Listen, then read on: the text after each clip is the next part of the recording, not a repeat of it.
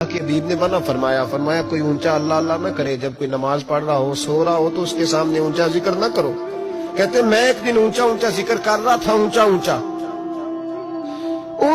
میں ذکر کر رہا تھا، کیونکہ عشق لگا سی کھیڈاں کھیڈ دی نوں تے مینوں کھیڈاں بھول گئیاں، میں کجل پایا سی یار دے ویکھنے نوں، پھر او دی یاد وچ روندے آئی ڈل گئیاں، حیدر شاہ اس گلی کدے نہ رول دی پر ہن تے رول گئیاں۔ کہتے میں اونچا ذکر کر رہا تھا تو حضرت عمر فاروق رضی اللہ تعالیٰ نے ڈانٹ دیا، فرمایا تجھے نہیں پتا حضور نے منع کیا؟ تو عمر نے ڈانٹا تو میں چھپ کے بیٹھ گیا کونے میں۔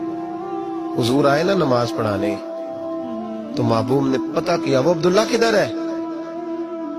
کہتے میں کونے میں تھا، حضور نے فرمایا کیا ہوا؟ تو میں رو پڑا، میری عزت بڑی تھی نا مدینے میں، کبھی کسی نے کچھ نہیں کہا تھا۔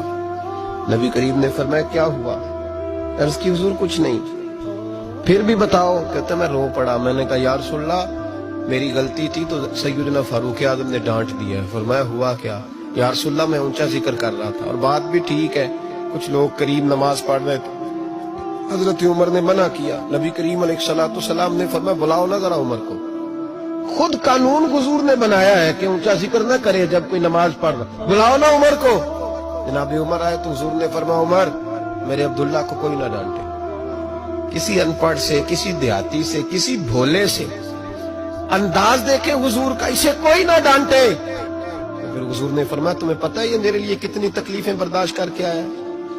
صحابہ فرماتے ہیں یہ خوش نصیب ہے جس کی روح بھی محبوب کے ہاتھوں میں نکلی۔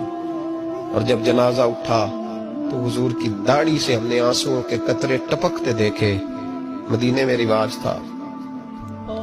رواج تھا کہ قبر میں قریبی عزیز اتارا کرتے تھے، پر ان کا تو مدینے میں رشتہ دار ہی کوئی نہیں تھا۔ حضرت عمر فاروق اور جناب ابوبکر صدیق کہنے لگے ہم قبر میں اتارتے۔ جب ان دونوں نے اٹھایا قبر میں گئے تو کہتے ہیں کمال دیکھو اللہ کے رسول ہم دونوں سے پہلے قبر میں اتر گئے، اور حضور نے یا البدایہ والنہایہ میں موجود ہے کہا مجھے دو میں قبر میں اتارتا ہوں۔ کہتے ہیں حضور نے تنے تنہا پکڑا، قبر میں اتارا، پسے مردن فرشتوں نے جو تلاشی لی تو کیا نکلا؟